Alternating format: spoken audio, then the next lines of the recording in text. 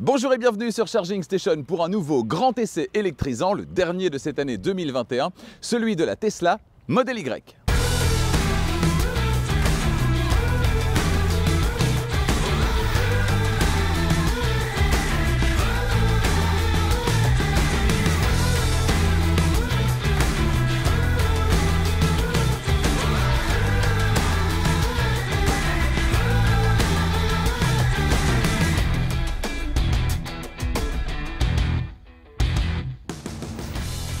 Cet essai vous est proposé par Arval, leasing pour professionnels et particuliers, et Eddy, Electric by D'Ieteren, bornes et solutions de recharge.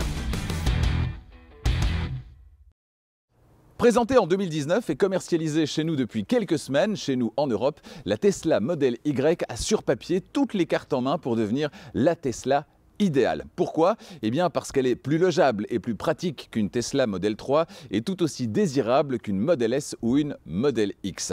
Alors pour l'instant, les voitures viennent de l'usine de Shanghai en Chine, ce qui est plutôt une bonne nouvelle au niveau de la finition. On détaillera ça dans un instant. Mais bientôt, les Model Y à destination du vieux continent seront fabriqués dans l'usine Tesla de Berlin, toujours en attente de son autorisation d'ouverture. Alors est-elle réellement mieux finie qu'une Tesla Model 3? Est-elle plus confortable qu'une Tesla Model 3, souvenez-vous de l'essai effectué il y a quelques mois, j'avais trouvé que le confort était vraiment compliqué sur la Model 3. Essayez. Eh bien, autrement dit, a-t-elle toutes les cartes en main pour devenir la Tesla préférée des Européens? Eh bien, j'en ai pris le volant pendant une semaine. Toutes les réponses dans cet essai. Comme à chaque fois, avant de démarrer cet essai, je vous invite à vous abonner à Charging Station si ce n'est pas déjà fait. Vous êtes plusieurs dizaines à rejoindre la chaîne chaque jour et ça me fait bien plaisir évidemment. Merci de votre fidélité et de votre soutien. N'oubliez pas d'activer la petite clochette des notifications pour être prévenu dès qu'une nouvelle vidéo électrisante est disponible. Ici, c'est la dernière pour 2021, mais on va redémarrer en force, je peux vous le dire, en 2022 avec le tout premier essai de l'année prochaine. Ce sera l'essai de la Volkswagen ID4 GTX, donc 4 roues motrices. D'autres essais tout aussi électrisants durant les semaines suivantes. Je vous en reparle tout à l'heure à la fin de la vidéo. Et puis je vous expliquerai également comment faire pour rejoindre Charging Station en devenant membre et pour un tout petit montant mensuel bénéficier d'une foule d'avantages. La Tesla Model Y, pour faire simple, c'est donc la version SUV de la Model 3. Elle mesure 4,75 m de long, 1,92 m de large et 1,62 m de haut. Son empattement, donc la distance entre les roues arrière et les roues avant, est très généreux. 2,89 m, c'est 1 cm de moins qu'une Kia EV6 et 11 de moins que celui d'une Hyundai Ioniq 5, mais près de 20 cm de plus que la plupart des autres. Alors extérieurement, vous le voyez, la Tesla Model Y, elle joue discrètement la carte des SUV avec un diffuseur arrière en plastique noir, avec des passages de roues en plastique noir également, tout comme les bas de caisse. On a également le Chrome Delete chez Tesla sur les Tesla de dernière génération, à savoir des éléments qui auparavant étaient en chrome, comme les poignées, comme les contours de vitres qui sont maintenant en noir. Alors à propos des poignées, on se souvient la semaine dernière de l'essai de la Hyundai Ioniq 5, et sur cette Hyundai Ioniq 5, dans les versions supérieures, on a des poignées qui sont affleurantes également, mais qui, à l'approche, se déploient. Et ça, c'est très pratique. Ce n'est pas le cas sur cette voiture, malheureusement, puisque les poignées ne sont pas motorisées. Et pourtant, ça permet d'avoir le meilleur des deux mondes, quelque part. Autrement dit, une poignée très fine, affleurante, et en même temps, la possibilité, quand on a les mains un petit peu chargées, de la saisir avec le petit doigt. Ce n'est pas le cas donc sur cette voiture.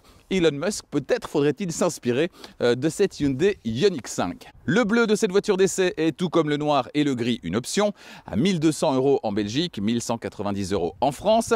Le blanc est de série et le rouge est facturé 2 200 € en Belgique, 2 100 € en France. Les jantes de série sur la grande autonomie que vous avez sous les yeux sont les jantes Gemini 19 pouces, en option pour 2 200 € en Belgique, 2 100 € en France. Vous pouvez opter pour ces très belles jantes induction 20 pouces qui équipent notre voiture d'essai. Sur la performance de série, ce sont des jantes encore plus grandes, les jantes turbines de 21 pouces. Alors vous, que pensez-vous de cette Tesla Model Y extérieurement? Dites-le moi dans les commentaires. Techniquement, cette version grande autonomie de la Tesla Model Y dispose de deux moteurs électriques de conception différente, un sur le train arrière et un sur le train avant. À l'arrière, c'est un moteur synchrone à aimant permanent qui développe 276 chevaux, tandis qu'à l'avant, c'est un moteur asynchrone, un moteur à induction qui propose 165 chevaux. Puissance combinée 441 chevaux, c'est plutôt confortable, et un couple généreux de 493 Nm. La vitesse maximale, elle est de 217 km/h avec cette version, 250 avec la version performance, et le 0 à 100 il est abattu en 5 secondes tout pile avec cette version. C'est 1 seconde et 3 dixièmes moins bien que la version performance qu'il fait donc en 3,7 secondes. Concernant la capacité des batteries qui alimentent ces deux moteurs électriques, eh bien Tesla ne communique pas sur cette capacité, mais on peut en déduire qu'on est aux alentours de 75 kWh bruts, soit aux alentours de 72 kWh utiles. Voilà qui doit permettre à cette voiture de parcourir 507 km sur une seule charge. C'est plus que la version performance, c'est donc la version qui offre la plus grande autonomie, c'est pour ça qu'elle s'appelle grande autonomie. La version performance, elle, doit se contenter de 480 km. Alors ça, c'est la norme WLTP, c'est la théorie. Qu'en est-il dans la vraie vie? J'en ai pris le volant pendant une semaine. Qu'en est-il aussi avec ces conditions climatiques? On est aux alentours de 5 degrés et vous le voyez, la météo, c'est pas top. Eh bien, tous les chiffres, les vrais chiffres auxquels je suis arrivé cette semaine, ça se passe à la fin de la vidéo. Je me souviens lors de l'essai de la Tesla Model 3 que c'est sous cet angle que je voyais le mieux le petit défaut d'alignement de portière. Cette voiture-ci, avec son numéro VIN, numéro d'identification unique qui commence par LRW, eh bien elle est fabriquée en Chine, je vous le disais tout à l'heure, et donc les panneaux de porte sont particulièrement bien alignés. Franchement, il n'y a rien qui dépasse. Alors si je me dirige vers l'arrière, c'est là qu'on va retrouver ce qui fait la différence sur cette voiture par rapport aux autres marques qui proposent historiquement des voitures à moteur thermique.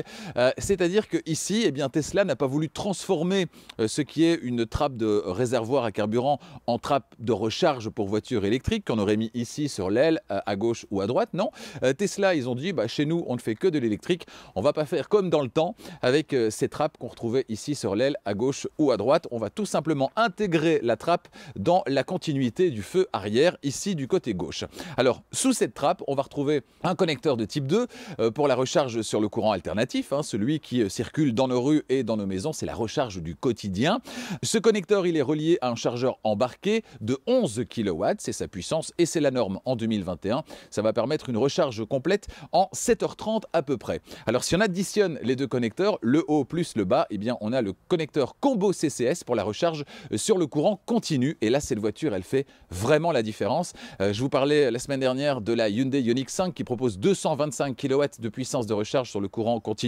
C'est vraiment pas mal, mais celle-ci, elle va jusqu'à 250 kW de puissance de recharge. Et ça, si vous êtes habitué à rouler sur de très longues distances, si vous le faites très régulièrement, eh bien vous aurez une vraie utilité à choisir une voiture qui offre une puissance de recharge sur le courant continu aussi importante, parce que ça va vous faire gagner un précieux temps, évidemment, au superchargeur. Réseau de superchargeurs dont profite pleinement cette voiture. Évidemment, on sait que c'est un réseau qui est juste génial et hyper rassurant pour tous ceux qui passent à l'électrique et qui veulent ne pas avoir de soucis. La voiture, elle vous y emmène, elle sait où se trouvent les bornes, donc il y a un vrai écosystème complet autour de la recharge chez Tesla, puisque Tesla est propriétaire de l'ensemble de son réseau de superchargeurs et donc peut communiquer des informations extrêmement précises à l'ensemble de la flotte de véhicules estampillés Tesla. Donc 250 kW, ça c'est un vrai avantage, ça va permettre de recharger, et notamment quand la batterie est presque vide. Vous allez au superchargeur, la voiture sait que vous y allez, elle préchauffe, elle préconditionne la batterie pour recharger encore plus vite dès que vous arrivez au superchargeur. Et puis là, les premiers kilowattheures que vous allez récupérer vont effectivement être récupérés à une très grande vitesse, et ça c'est un vrai avantage. Alors ne vous attendez pas à atteindre 250 kW de puissance de recharge avec une batterie chargée à 50% par exemple. J'en ai fait l'expérience cette semaine pour tester le superchargeur de Wavre, et en arrivant avec 50% de batterie et pas de préconditionnement de la batterie avant d'arriver, et bien là on atteint 100 kW de puissance et pendant pas très longtemps. Mais voilà, donc 11 kW sur le courant alternatif, 250 kW sur le courant continu, c'est le gros avantage, voilà, un des gros avantages de Tesla, c'est effectivement cette puissance de recharge relativement importante. Toujours concernant la recharge, vous le savez, Eddy, partenaire de Charging Station, propose un écosystème complet en Belgique autour de la recharge des voitures électriques ou électrifiées, donc électriques et hybrides rechargeables. Alors dans cet écosystème, on a les bornes de recharge qui peuvent être connectées ou non connectées. L'avantage d'une borne connectée, c'est que vous allez pouvoir activer ou désactiver chaque session de recharge avec un autre élément de l'écosystème d'Eddy, à savoir la carte de recharge de Eddy Electric by D'Ieteren, qui vous permet donc de démarrer et arrêter chaque session de recharge et donc de sécuriser l'accès à votre borne de recharge. Elle vous donne également accès à plus de 100 000 points de recharge partout en Europe, autant de bonnes raisons évidemment de l'avoir à portée de main dans la voiture, d'autant plus qu'elle est gratuite, il n'y a pas de frais d'activation, pas de frais d'abonnement, vous payez donc uniquement ce que vous consommez. L'un des gros avantages de cette Tesla Model Y par rapport à sa petite sœur, la Model 3, eh bien, c'est sa capacité de chargement en volume, mais également l'accessibilité de cette capacité de chargement, l'accessibilité du coffre. Alors sur la Model 3, on le sait, il n'y a pas de haillons, donc l'ouverture en hauteur est un petit peu plus limitée, c'est moins facile. Ici, c'est tout le contraire. Regardez la hauteur, c'est juste gigantesque, c'est incroyable. 854 litres, c'est ce que propose la voiture. Vous avez bien entendu, 854 litres, c'est ce que propose la voiture. Alors Tesla triche un petit peu, puisqu'il n'y a pas de tablette ici à l'arrière, et donc on compte jusqu'au pavillon, donc vous pouvez retirer une centaine de litres si vous voulez. 854 litres, c'est gigantesque, avec la banquette arrière en place. Vous bénéficiez également d'un double fond en deux parties, cette partie-ci qui est particulièrement profonde, et puis la partie ici à l'avant, qui est moins profonde mais qui est tout aussi pratique et utilisable. Le tout est bien fini, franchement on en a pour son argent. On a également deux petites capacités de stockage, enfin je dis petites mais elles sont loin d'être petites, ici derrière les feux arrière, à gauche et à droite. Et puis si vous voulez plus de volume, eh bien c'est possible, regardez. Et oui, électriquement, vous pouvez rabattre la banquette arrière et obtenir 2158 litres, vous avez bien entendu, 2158 litres de volume de chargement à l'arrière. Et c'est pas fini, venez avec moi. Ah oui, comme toutes les Tesla, cette Model Y propose un frunk, c'est-à-dire un coffre à l'avant. Et là aussi, les dimensions sont très généreuses. 117 litres supplémentaires, c'est ce qu'elle propose. 117 litres de volume de chargement. On peut mettre deux petites valises ou un grand sac éventuellement. C'est gigantesque. Franchement, la capacité de chargement de cette voiture, c'est juste un record. Elle écrase toute la concurrence. Et donc, si vous avez besoin de beaucoup de capacité de chargement, eh bien, cette voiture, elle est peut-être faite pour vous. Avant de m'installer au volant, me voici installé sur la banquette arrière de cette Tesla Model Y. Et dans cette voiture, on a clairement privilégié d'une part le volume de chargement, le fait de pouvoir charger à maximum à l'arrière, au détriment peut-être de l'espace ici sur la banquette arrière. Et puis on sait que cette voiture, elle va être disponible également avec 7 places. Et donc pour pouvoir caser 2 sièges supplémentaires à l'arrière, forcément, il a fallu faire des concessions ici sur la deuxième rangée. Je me retrouve donc avec mon 1,90 m et le siège avant qui est réglé comme pour moi, eh bien avec les genoux de part et d'autre du siège avant, ce qui n'est pas très agréable. 2 comme moi, ça peut convenir, 3 à l'arrière, ça va être un petit peu compliqué. Et c'est dommage vu les dimensions généreuses de la voiture et son volume global et son empattement de 2,89 m. Alors en termes de modularité, on a la banquette arrière qui peut, vous le voyez, eh bien, être plus ou moins inclinée. Le dossier peut être plus ou moins incliné. Voilà, on peut rabaisser celui-ci également. Alors ça peut faire la différence en termes de confort ici à l'arrière et puis en termes de volume de chargement aussi, ça permet de trouver le bon compromis en toutes circonstances. On a également en termes d'équipement 2 prises USB-C disponibles à l'arrière de la petite console centrale ici qui est légèrement avancée, ce qui permet de libérer de l'espace ici à l'arrière, notamment pour le passager central arrière qui dispose de beaucoup plus d'espace qu'espéré, puisque lui il n'a pas de tunnel central du tout, c'est parfaitement plat, et en plus la console à l'avant étant particulièrement avancée, il y a un bel espace ici disponible au pied du passager central arrière, ce qui est rarement le cas, il faut bien le dire. Alors toujours concernant la banquette arrière, eh bien on a ici un large accoudoir qui n'est pas facile à attraper, large accoudoir avec 2 porte-gobelets évidemment, et puis très intelligemment, eh bien l'appui-tête du passager central à l'arrière, que vous n'aurez peut-être pas tous les jours, eh bien il est rétractable, vous le voyez, ce qui est très bon pour la rétrovision, et du coup vous pouvez le déployer en cas de besoin, voilà qui est plutôt malin. Bienvenue à bord de cette Tesla Model Y, oui, vous ne rêvez pas, c'est bien la Model Y qui ressemble étrangement à la Model 3.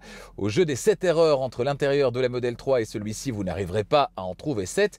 Tout juste peut-on dire que la Model Y offre une position de conduite surélevée. C'est à peu près tout. Le tableau de bord est celui donc de la Model 3 qui a été revisité récemment avec l'ajout de ces baguettes sur les portières qui prolongent la garniture look bois de la planche de bord. Garniture qui donc est blanche avec l'intérieur blanc en option à 1 200 € en Belgique. 1 190 € en France. Cet intérieur et comment vous le percevez va déterminer si oui ou non vous êtes en phase avec les intérieurs toujours dépouillés de Tesla. Pas d'écran instrument, pas d'affichage tête haute, quasi aucun bouton, tout ou presque se commande via l'écran central. On aime ou on déteste, c'est à vous de voir. Personnellement, le tout à l'écran, il ne me dérange pas parce que l'ergonomie chez Tesla, elle est vraiment exemplaire. Mais par contre, ce côté grande pièce vide avec une chaise posée au milieu, un volant et un écran, j'ai un petit peu plus de mal. Et vous, que pensez-vous de cet intérieur? Dites-le moi dans les commentaires. Avant de prendre la route, comme à chaque fois, on va détailler l'intérieur de la voiture et avec cette Tesla Model Y et son intérieur plus que dépouillé, ça va être extrêmement rapide. Alors, au niveau de la portière conducteur, en partie supérieure, on a le bouton d'ouverture électrique de la portière. En partie intermédiaire, on a les vitres électriques et la poignée d'ouverture d'urgence. Et puis en partie basse, on a un vide-poche qui d'ailleurs est assez grand et très bien fini d'ailleurs avec cette petite feutrine à l'intérieur. Au niveau du volant, donc à gauche sur le volant et globalement sur le tableau de bord, il n'y a rien.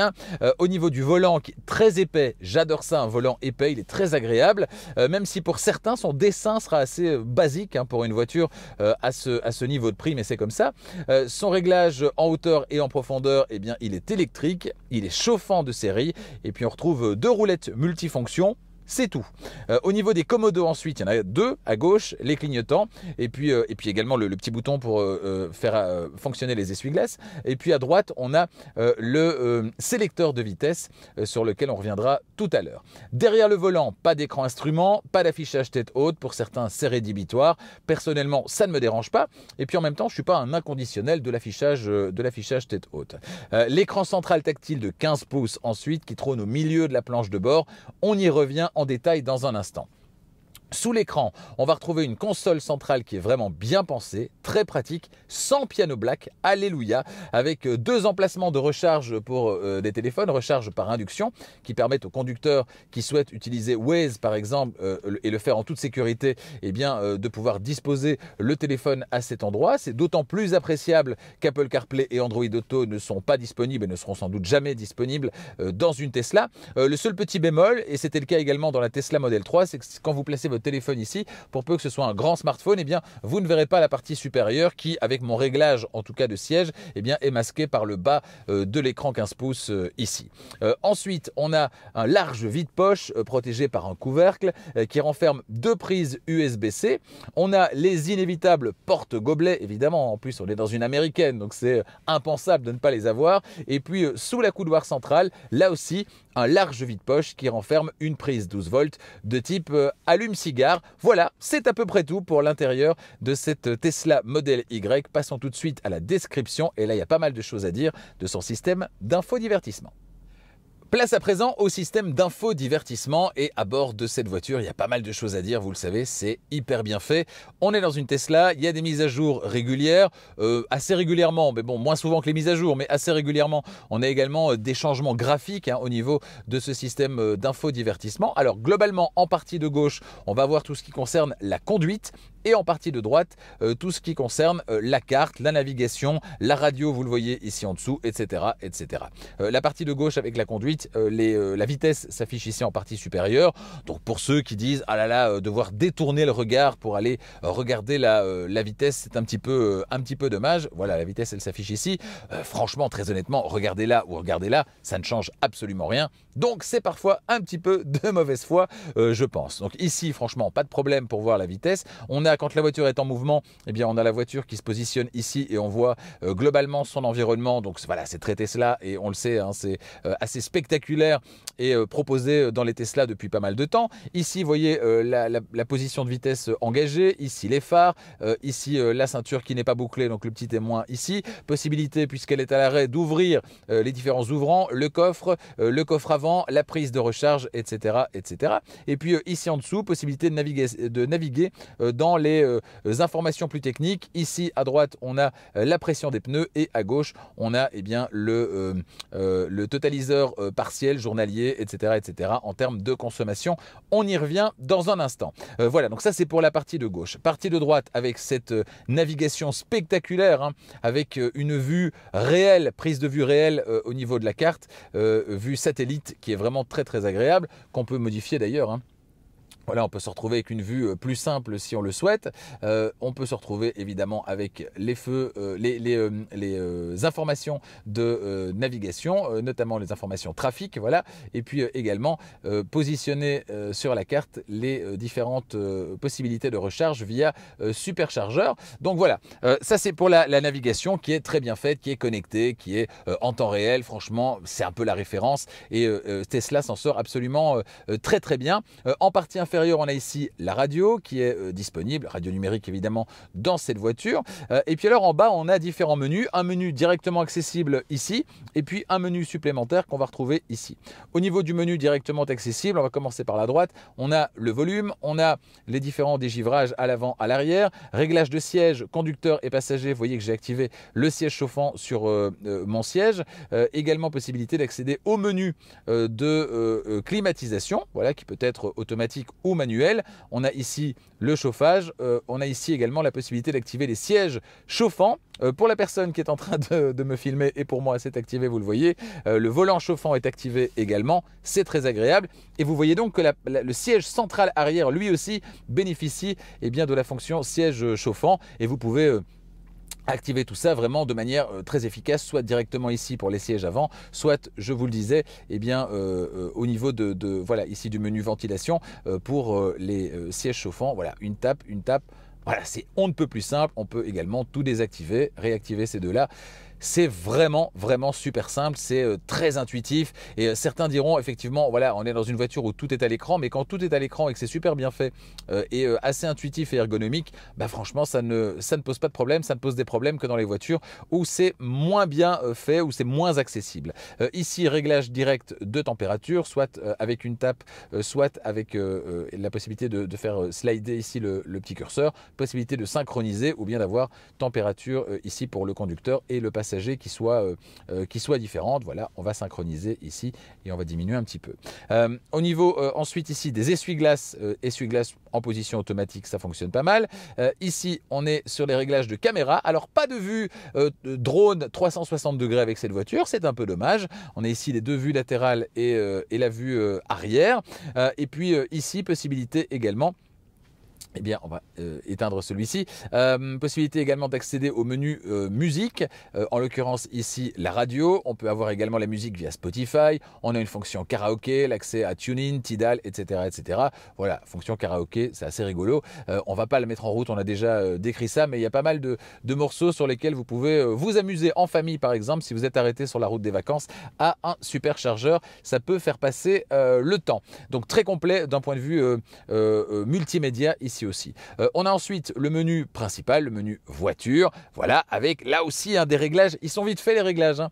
Tout est intuitif, les contrôles rapides, vous prenez volant et vous avez la petite molette sur le volant ici qui permet voilà, de régler la profondeur et également la hauteur du volant. C'est hyper facile, vous enregistrez, c'est très pratique.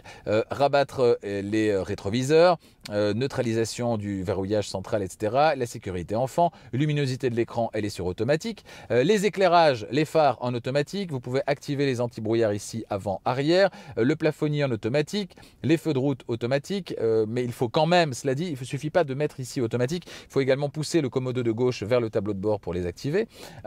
Ensuite, on a le verrouillage avec évidemment la clé qui peut servir, le téléphone qui peut servir de clé, c'est le cas également ici. Je l'ai configuré et c'est très facile. L'occasion de dire un mot sur l'application Tesla qui là aussi est une référence en termes de réactivité, en termes de présentation, en termes de design. Franchement, cette application, elle évolue et elle évolue bien.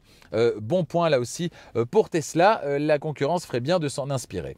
On a les affichages, affichage automatique, donc c'est le basculement jour-nuit, donc en l'occurrence l'affichage blanc le jour, l'affichage noir la nuit, avec une fonction nettoyage d'écran qui permet donc de nettoyer l'écran sans activer ce qui s'y trouve. La navigation, région, on est en Belgique, les distances, kilomètres, température, pression des pneus, etc.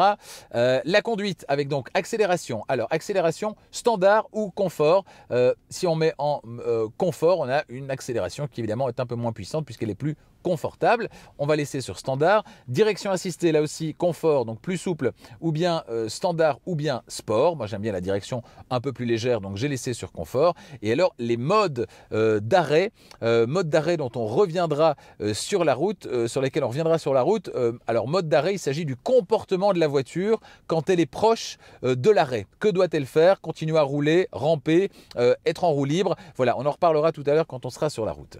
On a ici le slip start qui permet de libérer la voiture qui serait coincée dans la neige, le sable ou la boue. Les fonctions liées à l'autopilote, l'assistance au maintien de cap, la navigation en autopilote, ce sera en fonction de l'équipement et des options que vous aurez choisi dans la voiture. Ici, contrôle des feux de signalisation et des panneaux stop, l'aperçu de la visualisation de conduite entièrement autonome et puis la sortie auto. Cette voiture ici configurée comme elle l'est, eh bien, elle voit les feux de signalisation et elle s'y arrête et elle vous met tout ça sur le visuel au niveau de la partie de gauche ici. Donc c'est quand même assez impressionnant. Au niveau de la vitesse, voilà, tolérance absolue ou relative, avertissement de limite de vitesse que vous pouvez activer, désactiver. Donc tout ça se fait de manière vraiment intuitive. La navigation ensuite, la sécurité avec l'appel d'urgence, l'accès mobile qui peut être autorisé ou pas, la conduite sans clé également, et puis le frein à main qui peut être tiré à partir d'ici, ou tiré ou plutôt activé, les fonctions d'entretien, voilà, et puis les fonctions de mise à jour au niveau de cette voiture également, sans oublier l'ouverture de la boîte à gants. Le deuxième menu, c'est le menu qu'on va retrouver derrière cette petite touche qui va permettre d'accéder à différentes fonctions. Fonction téléphone, fonction agenda que vous pouvez synchroniser évidemment, les vues caméra, hein, donc c'est le même bouton qu'on retrouve ici en dessous. Également la gestion de l'énergie, la recharge également. Vous pouvez régler la limite par exemple pour un fonctionnement du quotidien, on sera dans cette zone ici. Et puis pour un long voyage, on ira jusqu'au bout évidemment. Les infos liées au coût des supercharges également. Ensuite, on a le navigateur web. Navigateur web qui vous permet donc d'accéder à Internet comme si vous étiez sur un ordinateur, c'est assez pratique. Les fonctions d'amusement, on a les jeux bien sûr, le préféré de mes enfants c'est celui-là, c'est Beach Buggy Racing, vous jouez réellement avec le volant de la voiture, c'est assez sympa. Et puis on a la Toy Box, et comme on est en période hivernale, moi ce que j'aime bien c'est ça, c'est la fonction romance, alors on se détend. Voilà donc pour ce qui est de la description du système d'infodivertissement de cette voiture qui est très efficace, qui est vraiment très bien pensé. C'est du tout à l'écran, mais c'est du tout à l'écran qui est vraiment intuitif, user-friendly comme on dit chez nos amis anglo-saxons. Encore deux petites choses ici au-dessus, vous le voyez ici. Eh bien, c'est le bouton qui vous permet d'avoir accès aux séquences de la dashcam, également de la visionneuse pour le mode sentinelle qui donc va surveiller la voiture et son environnement pendant que vous êtes absent et vous avertir une fois que vous êtes de retour dans la voiture si des séquences un peu suspectes ont été filmées, si quelqu'un s'est approché de la voiture. On le sait, on l'a déjà vu plein de fois, il y a pas mal de gens qui se sont fait rayer leur voiture et qui grâce à ce mode sentinelle eh bien, ont pu savoir de qui il s'agissait. On a pu retrouver l'auteur des faits grâce à ce mode sentinelle qui donc est extrêmement pratique. Fonction dashcam, là c'est la possibilité de filmer notamment vers l'avant, filmer l'environnement de la voiture et en cas d'accident, que vous soyez impliqué dans l'accident, que ce soit un accident qui se passe devant vous ou autour de vous, et bien pouvoir fournir des images de l'accident. Voilà, je pense avoir fait le tour globalement de ce... voilà, on a tourné autour de la voiture, vous le voyez, du coup il y a des rapports d'événements parce qu'on vient de faire des images autour de la voiture quand elle était verrouillée. Je pense avoir fait le tour de ces systèmes d'infodivertissement et globalement de cet écran 15 pouces, très bien fait donc de cette Tesla Model Y. Ma première crainte au moment de prendre le volant de cette Tesla Model Y, c'était que les suspensions soient aussi dures que celles de la Tesla Model 3, aussi dures et donc inconfortables. Heureusement, il n'en est rien. Alors non pas que les suspensions de cette voiture soient molles, bien loin de là. On reste sur une voiture qui propose des suspensions plutôt fermes, mais moins fermes que celles de sa petite sœur la Model 3. Et donc, on a finalement un meilleur compromis entre confort et sportivité. Dans cette voiture, grâce aux nombreux réglages électriques du volant et du siège, on va trouver assez facilement sa position de conduite idéale. Alors concernant les sièges, justement, le confort, il est tout à fait satisfaisant. Ils sont d'ailleurs bien plus confortables que la banquette arrière. Ces sièges qui sont en cuir, qui n'est pas du cuir puisque l'intérieur est vegan. L'aspect est très qualitatif. Hein. Franchement, ça le fait au niveau du regard. Concernant l'assise et le confort, on a des sièges qui pourraient être un peu mieux maintenus au niveau latéral. Hein. On a quand même un maintien latéral qui n'est pas idéal. Donc certainement avec cette voiture qui offre quand même une petite notion de sportivité, hein, avec ses suspensions relativement fermes, on a envie de jouer avec de temps en temps et malheureusement dans les virages, le maintien n'est pas optimal. Il n'est pas mauvais non plus, mais il n'est pas optimal. Les sièges qui sont chauffants, conducteur, passager, mais également, on le rappelle, les 3 places à l'arrière, mais pas ventilés malheureusement. Donc voilà, s'il fallait rajouter 2 petites choses, ce serait un maintien latéral un peu meilleur, éventuellement des sièges ventilés, là ce serait vraiment le top. Au rayon des aides à la conduite dans cette voiture, elle bénéficie de base de l'autopilote simple, c'est-à-dire le régulateur de vitesse adaptatif et le maintien dans la voie. Et en option, vous pouvez opter pour 2 packages, soit l'autopilote amélioré pour 3 800 € qui apporte en plus, entre autres, le dépassement automatique, enfin semi-automatique. Et puis si vous voulez aller plus loin, pour 7 500 €, là vous pouvez opter pour la conduite entièrement autonome, enfin entièrement autonome quand ce sera autorisé. Autant vous dire que conduite entièrement autonome, c'est pas pour demain en Europe, donc pour moi ça ne sert pas à grand chose de dépenser 7 500 €. Faites-vous plutôt plaisir avec une peinture métallisée ou des jantes alu dont vous pouvez profiter tout de suite. Et puis concernant l'option à 3 800 €, l'autopilote amélioré, alors ça amène des petites fonctions sympas, mais c'est pas non plus indispensable, notamment le changement de voie automatisé. Il n'est pas vraiment automatisé, vous devez vous-même mettre le clignotant et indiquer une petite impulsion dans le volant pour que la voiture change de voie. Donc voilà, c'est pas indispensable. Donc franchement, faites-vous plaisir avec des options dont vous profitez tout de suite, éventuellement la peinture métallisée, les jantes alu, etc. Et franchement, profitez déjà de ce qui est inclus, à savoir le régulateur de vitesse adaptatif et le maintien dans la voie. C'est tout ce qu'il faut. Concernant l'agrément de conduite, en général, je dis avec les voitures électriques, elles sont dynamiques mais pas sportives. Dynamiques parce que électrique, puissance disponible immédiatement, etc. Mais voiture lourde, donc c'est comportements un peu pâteaux parfois. Eh bien ici pas, on est dans une Tesla et dans une Tesla, le poids il est généralement bien contenu, la puissance elle est gigantesque et on a une voiture qui est bien construite avec une base technique sur laquelle on peut réellement s'appuyer pour obtenir un comportement dynamique. Alors elle est dynamique et un peu sportive quand même, donc cette Tesla qui procure vraiment un comportement très sain. Elle est très joueuse, elle pèse 2 tonnes là où certaines font 2 tonnes 2 voire jusqu'à 2 tonnes et demie. Ici 2 tonnes, donc c'est un poids qui est relativement contenu pour une voiture électrique. On a un châssis qui est très efficace, on a une puissance évidemment confortable. Bref, tous les éléments sont réunis, même si c'est un SUV, tous les éléments sont réunis pour vous offrir un comportement dynamique, pour vous filer la banane au moment où vous allez vouloir jouer un petit peu avec cette voiture en conduite un petit peu sportive. Un petit mot concernant le bruit à bord de cette voiture, bruit de roulement, bruit aérodynamique, tout ça franchement est très bien géré. Alors on ne bat pas de record non plus, c'est pas la voiture la plus silencieuse dans laquelle j'ai roulé, voiture électrique, mais c'est pas non plus une voiture qui est particulièrement mauvaise sur un de ces 2 points, donc les bruits aérodynamiques ou les bruits de roulement. Donc voilà, c'est une voiture qui à basse vitesse, comme là maintenant à 42 km/h, est silencieuse et pourtant il n'y a pas de musique, mais la voiture est très silencieuse. Bruit de roulement quasi imperceptible, pas de bruit aérodynamique à cette vitesse évidemment.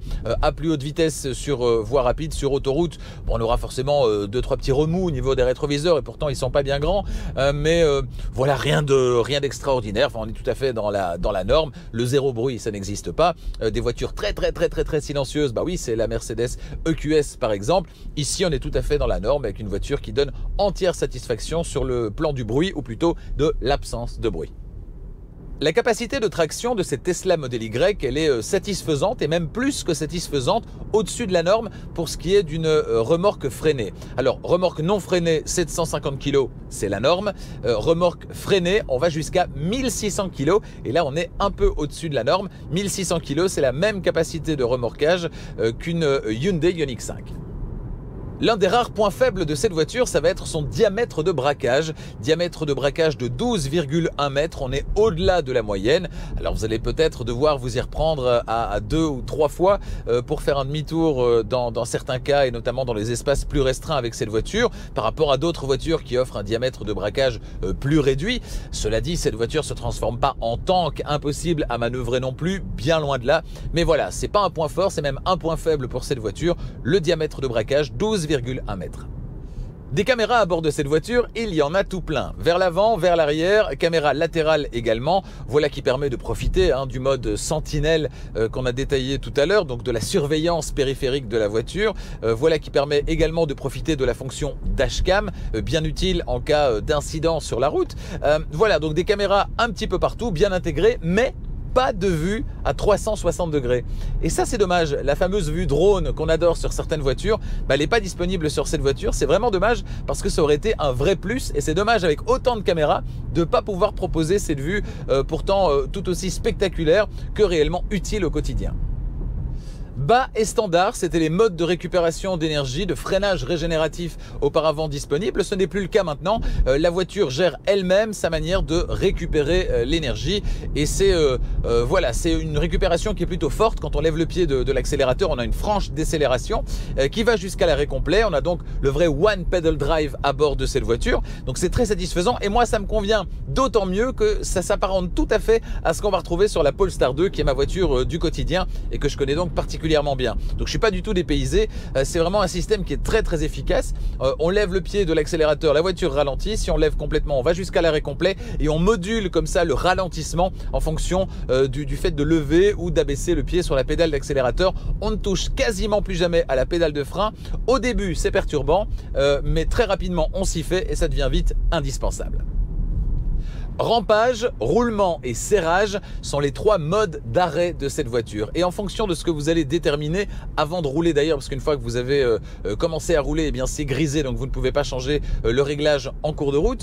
Mais donc une fois que vous avez sélectionné votre mode d'arrêt préféré, eh bien vous allez avoir un comportement différent de la voiture au moment de vous retrouver à l'arrêt quand vous allez vous arrêter à un feu rouge ou à un carrefour par exemple. Alors le premier mode, c'est le mode rampage. Le mode rampage, ça veut dire que la voiture, elle va se comporter comme une voiture thermique à boîte automatique, c'est-à-dire qu'à l'arrêt, vous levez le pied, la voiture se met à avancer et quand vous ralentissez, vous allez lever le pied de l'accélérateur pour faire ralentir la voiture et elle n'ira pas jusqu'à l'arrêt complet, elle va de manière indéfinie continuer à rouler sur un filet de gaz comme on disait avant, c'est-à-dire à très basse vitesse, à 5 km/h à peu près, et elle va continuer comme ça tant que vous ne l'arrêtez pas à rouler à cette vitesse. Donc ça, c'est le mode rampage qui s'apparente donc à la conduite d'une voiture à boîte automatique, voiture traditionnelle à boîte automatique.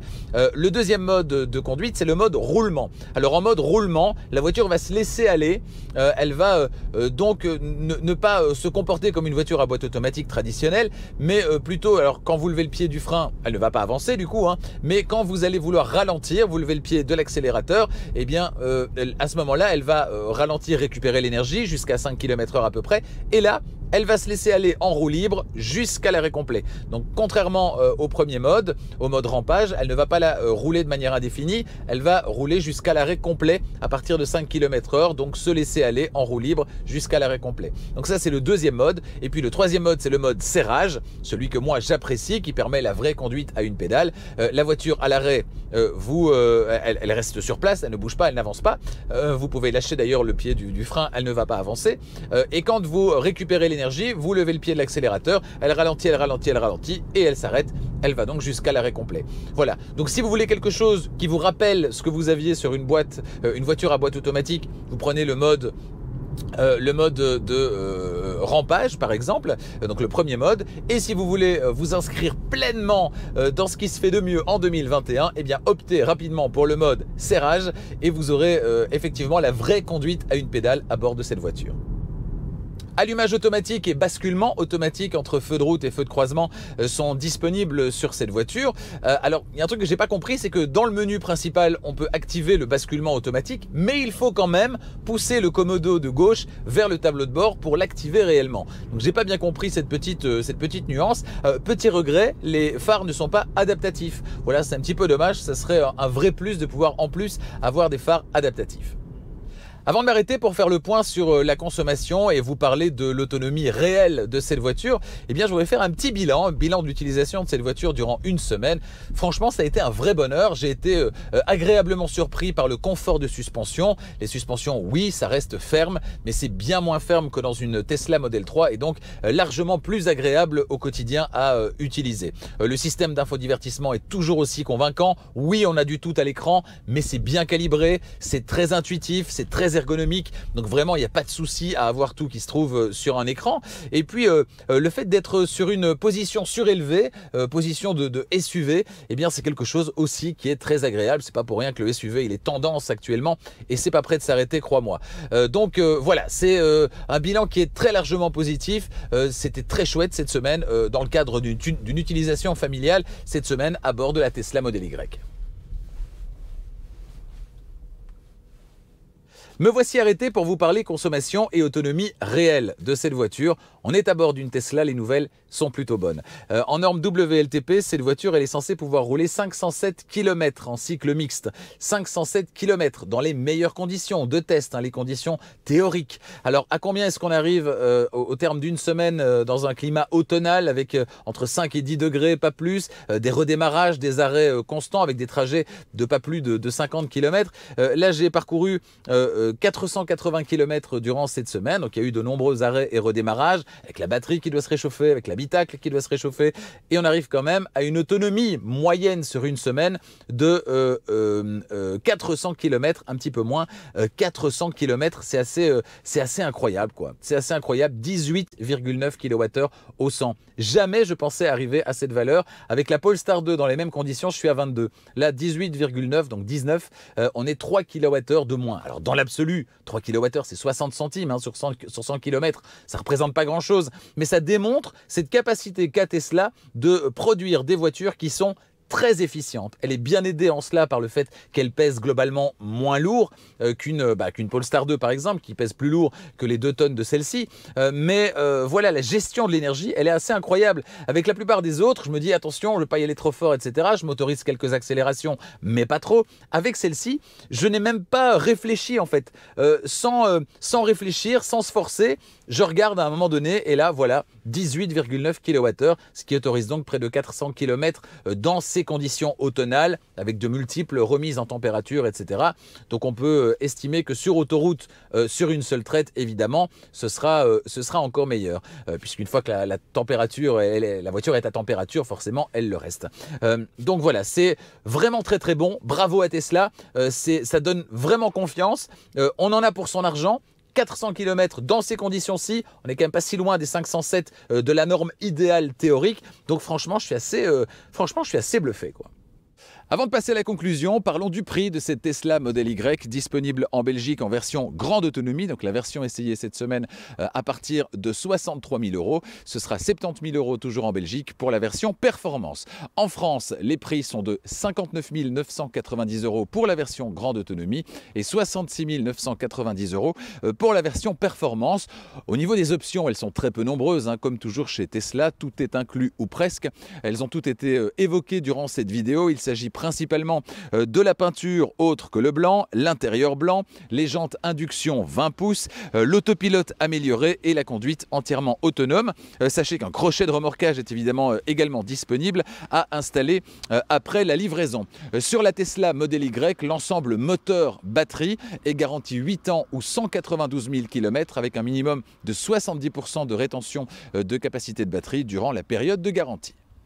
Comme toutes les voitures électrifiées, cette Tesla Model Y sera particulièrement intéressante pour les entreprises et les indépendants, en Belgique comme ailleurs, en raison des incitants fiscaux qui sont mis en place. Alors rendez-vous sur le site de notre partenaire, c'est Arval, pour découvrir l'ensemble des services qui sont proposés et notamment les 2 offres de leasing, le leasing opérationnel, le leasing pour les sociétés qu'on connaît depuis longtemps, et puis maintenant le private lease, le leasing pour les particuliers. Alors l'avantage du private lease, c'est que du premier au dernier mois, vous payez toujours le même montant, votre budget voiture, il ne change pas du premier au dernier mois. tout est inclus et donc vous n'avez pas à vous soucier du remplacement des pneus par exemple ou encore d'un gros entretien, c'est compris dans votre mensualité. Donc ça, en termes de gestion de budget, c'est assez satisfaisant. Donc Private Lease pour les particuliers, leasing opérationnel pour les entreprises. Demandez une offre sur arval.be et si vous êtes en France, eh bien rendez-vous sur arval.fr où des offres tout aussi intéressantes, bien qu'un petit peu différentes, sont proposées. En conclusion, si vous êtes fan de l'esprit Tesla avec cette ligne reconnaissable entre mille et puis surtout cet intérieur extrêmement dépouillé, si en plus de ça, eh bien vous avez régulièrement l'occasion de rouler de très longues distances et donc vous voulez profiter d'un réseau de superchargeurs qui est performant, endurant et disponible, et puis en plus de ça, si vous avez besoin d'un volume de chargement conséquent, cette Tesla Model Y pourrait bien être votre voiture électrique idéale, d'autant plus que par rapport à sa petite sœur la Model 3, elle gomme 3 des défauts qu'on avait constatés sur la Model 3, à savoir bien justement le volume de chargement qui est donc gigantesque ici, mais en plus avec une ouverture de coffre facilitée par la présence d'un haillon, ce qui n'est pas le cas sur la Model 3.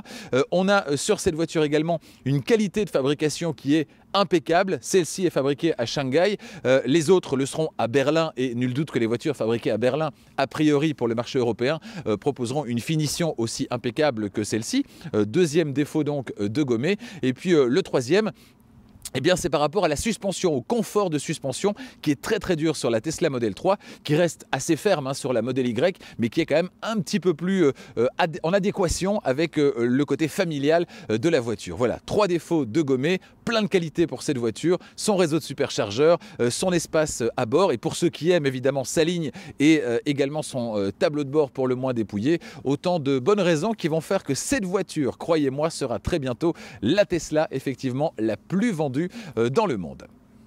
Je vous le disais tout à l'heure, vous êtes plusieurs dizaines chaque jour à rejoindre Charging Station en vous abonnant et je vous en remercie. Vous pouvez également maintenant devenir membre de Charging Station en cliquant sur le bouton rejoindre. C'est ce qui s'appelle la souscription et pour moins d'€1 par mois, vous bénéficiez d'une foule d'avantages. Alors mes conseils, en tant qu'essayeur depuis 3 ans maintenant de voitures électriques et hybrides rechargeables, j'en ai essayé plus de 60 et vous pouvez évidemment bénéficier de ces conseils si vous voulez passer à l'électrique, si vous avez des questions par rapport à l'électrique et puis si vous voulez changer également de voiture électrique, je peux vous conseiller en fonction de vos critères précisément. Et puis également, vous pouvez avoir accès, si vous devenez membre, eh bien, aux vidéos de Charging Station sans attendre le dimanche à 18 h, donc dès qu'elles sont disponibles, en général en début de semaine. Pour toutes ces bonnes raisons, n'hésitez pas donc à devenir membre, en plus de vous abonner, en cliquant sur le bouton rejoindre et pour ce tout petit montant inférieur à €1 par mois, bénéficier d'une foule d'avantages. A bientôt sur Charging Station pour d'autres essais électrisants. C'était le dernier pour 2021, je vous le disais. Rendez-vous donc en 2022 dans quelques semaines avec le premier essai de l'année qui sera celui de la Volkswagen ID4 en version GTX, donc 4 roues motrices. La semaine suivante, on restera en Allemagne, chez BMW cette fois, avec l'essai de la BMW iX qui en termes de design extérieur, intérieur, en termes d'équipement, d'innovation, est assez incroyable. Avant de retrouver l'essai de la BMW i4, tout aussi incroyable, quoique un petit peu plus sage au niveau du design, ce sera quelques semaines plus tard. Autant de bonnes raisons de vous abonner à Charging Station, d'activer la clochette des notifications et puis également de devenir membre de Charging Station. Je vous en parlais il y a un instant. Devenez membre et pour moins d'€1 par mois, vous soutenez Charging Station avec cette petite participation et puis vous bénéficiez surtout d'une foule d'avantages. Je voudrais vraiment vous remercier de votre fidélité en 2021 qui a été incroyable. Je vous retrouve donc en 2022 avec plein d'essais électrisants. Il y aura plein de nouveautés l'année prochaine. Ça va être vraiment très excitant de vous retrouver dès le début de cette année, donc avec le prochain, c'est-à-dire la Volkswagen ID4. Je vous souhaite d'excellentes fêtes de fin d'année. Merci encore d'être fidèle à Charging Station et à bientôt.